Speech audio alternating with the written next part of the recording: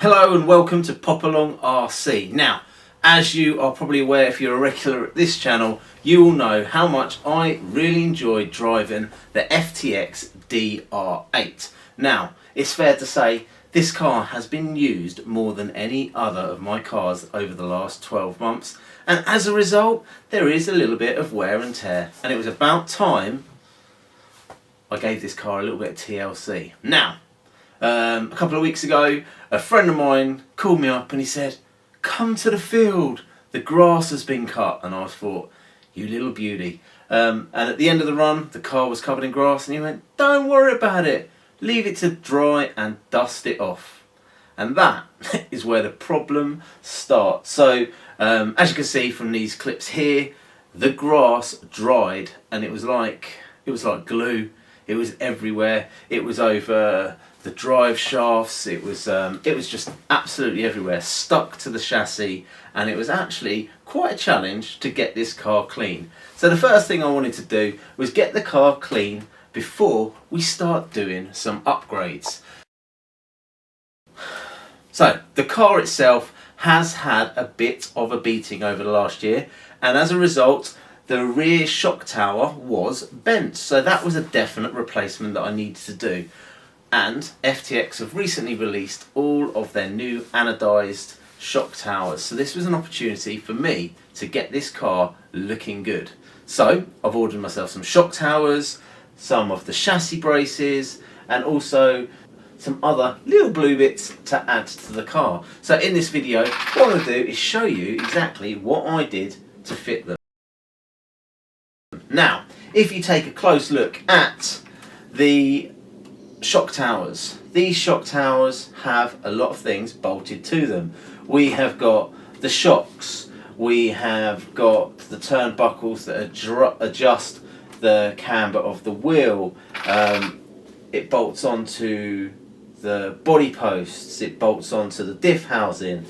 There are lots and lots of screws to take this off. Same goes for the front of the car, and in order to make it a little bit easier, what I've actually done is undone the screws on the bottom of the car under here, and by undoing these 4 screws and this screw here, you can actually take out the whole back of the car, and it just makes it a little bit easier to access all the bolts and the screws to get it set up. So then, where did we start? First of all, took it all apart, and then I wanted to have a look at the holes and how they align on the new shock tower, because there are a lot more options for car settings. Now, I know from experience that if you set the shocks at the rear on the narrowest setting, there is an issue with the shell actually fitting because of the frame that's it's built into it. It's a bit of a push to get it on. So therefore I moved mine to the middle setting, and it's about just choosing a setting. And what I'm aiming for with my car, because of the sort of driving that I do, is I want a parallel line almost straight through here, and that's how I'm going to gauge where I want this car set. And then another thing that you need to do with here, you can see there's lots of different options, and depending on your ride height will depend on the angle of the wheels. So now that my ride height is set, I can choose the appropriate hole to get the wheels set at the right camber.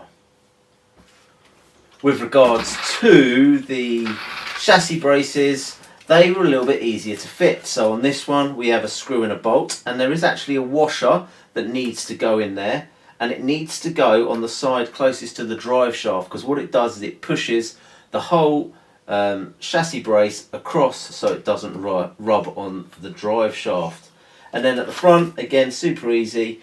In fact, on the old one you take out 2 screws, but you only need to replace 1. And on the bottom here we've got the 2 screws there which need to be taken out. With regards to these lovely little blue bits here, these are a little bit easier to do, and the way you do it is you simply take this screw out. So we put a so what you need to do is put your hex wrench over the bolt there and unscrew, pull the pin out, and the whole section comes out. You've then got 3 screws on the back that come out to detach it from the chassis, and then you can replace the parts.